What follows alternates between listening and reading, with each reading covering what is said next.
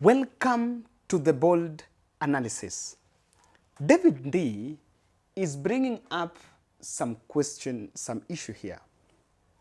David Ndii, who is the member of William Ruto's, is amongst William Ruto's advisors, has challenged Martha Karua that Martha Karua received money from Linda Katiba to oppose the BBI.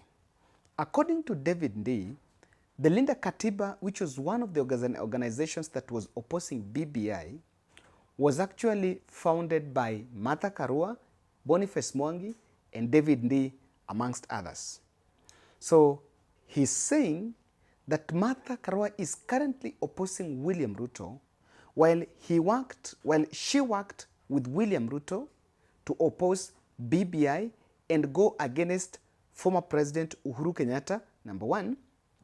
Number two, she's also saying that her and Boniface Mwangi received millions from William Ruto, which was paid from William Ruto's campaign money to oppose Uhuru Kenyatta. And so, let's just wait for a minute. Before we make an interpretation, I want us to break it down. And let's pick what David Ndii is saying. And okay, what Martha Karua is saying is, she joined the case later on when David Ndii was already in that case, and that she was not part of the deal between William Ruto and David Ndii. The bottom line here is this: whichever way, there was a deal. There was a deal that was done between David Ndii and Martha Karua. And so let's get to the next bit of it. If it is indeed true that David Ndii was paid millions, or even let's include David Ndii and Martha Karua and the team, were paid millions under Linda Katiba to oppose BBI by William Ruto. And then the BBI was part of his campaign against Uhuru Kenyatta regime. Then was that case, the outcome of that case, was it affected by that? Okay, was the outcome of the case predetermined? Or it is clearly showing that William Ruto's hands were in that case that came from the court. If you ask me, that is also something you can see. That is one observation you can make from there is William Ruto opposed that case, not because of its implementation, not because it was bad, but someone paid. Remember at that time, I don't think William Ruto came out as the person who was opposing it. But you can remember the way he would go to campaigns and shout that mnaambiwa nobody can stop reggae, hiyo reggae itasimama. And just to reflect back, the kind of wisdom, the kind of confidence that the president, the former president, William Ruto had by then, could actually tell you that perhaps he just knew what was going on. And so, if the case at the level of the BBI was highly influenced by William Ruto, is it not also supporting the assertion, or rather an understanding from some of us, that even the August 9th general election was largely infiltrated, or rather was affected by William Ruto's relationship with the judges, with the Supreme Court? That is what David Ndii is saying. And so, while he could be trying to bring Martha Karua, call out Martha Karua in the picture because it's time for revelation, but that revelation is more damning to William Ruto's side than even to Martha Karua, because it clearly shows that William Ruto was behind that case, and he even formed an organization, used his money to bribe, to pay them, of course to pay those lawyers, and if that was what was going on, then probably they benefited. What I probably see here is they benefited. But then, why now, and why Martha Karua of all? There are many other parties involved in it. Martha Karua is the party leader of NAC and is an Azimio la Umoja principal, and it is also a leader from the Mount Kenya. Now, this information is coming at a time when the opposition wing are actually doing protests. So clearly, it is something to say, it is a narrative, or rather that revelation is coming with some few objectives. It is trying to meet these objectives, and I don't know whether that is going to be possible. Before we look at those objectives, I want to humbly request you to subscribe to our channel, click the notification bell and like our video. Thank you very much for your support. Those who are supporting us from different parts of this country, I am so grateful. Kindly, as we share our podcasts to others, we also read your feedback, we want to read your comments and what exactly you think about how we are doing it. Now, there are three objectives of that narrative. The first objective here is David Ndii wants to pull a betrayal card against Uhuru Kenyatta, against Martha Karua.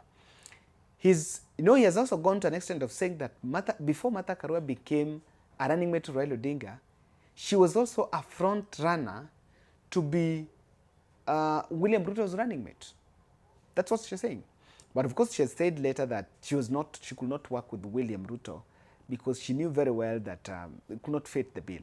So this is aiming at profiling Martha Karua as someone who has betrayed William Ruto.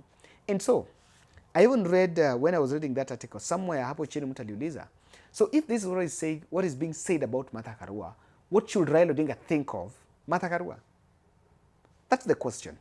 If this is what is being said, then what should Martha Karua think about Raila Odinga? It's clearly aiming at creating a picture that Martha Karua is a betrayer. He has betrayed Uhuru Kenyatta. He has betrayed William Ruto. And so, even if he is around Raila, even if she is around Raila, she has a relationship with Uhuru Kenyatta, with William Ruto, and can even betray Raila. So, it's one way to try to shell her out of Azimio la Umoja.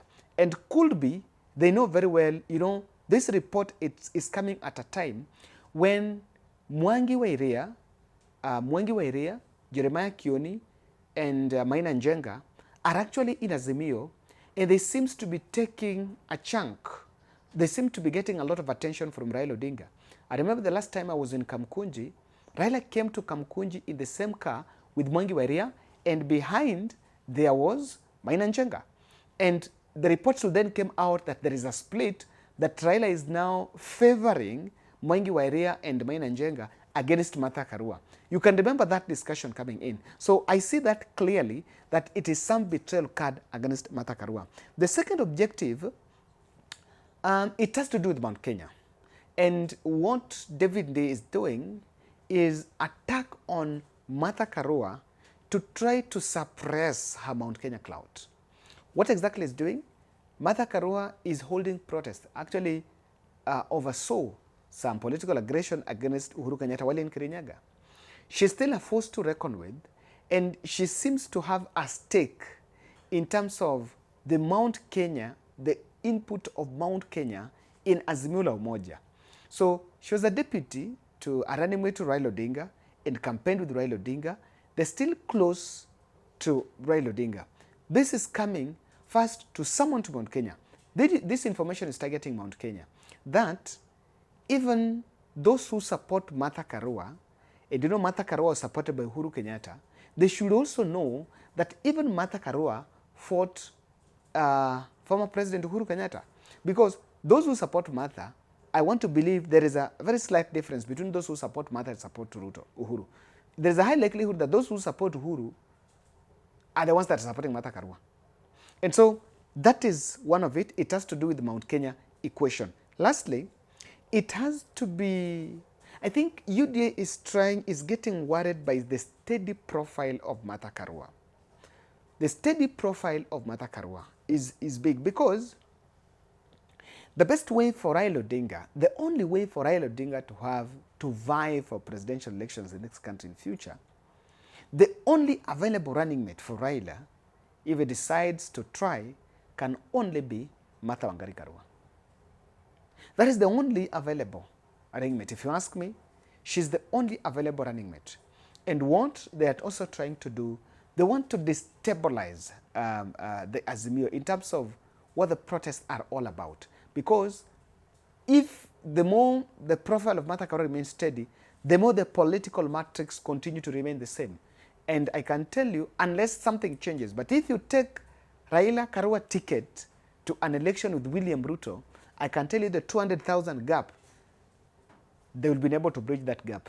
and overcome President William Ruto. It will not, they have that possibility. So we're looking at it critically. But then, if it is the time for revelation, is as the way David Ndii is saying, then how many revelations are supposed to be made? How many revelations are supposed to be made? The way we are saying about how we supported so and William Ruto campaigned, it also means that, you know, this revelation also means that the courts actually worked with former President William Ruto. And there was a lot of discussion in it. I think to the good Kenyans, there is some lesson that we must grab from that revelation. We must actually grab some lessons that Uhuru Kenyatta never meant bad.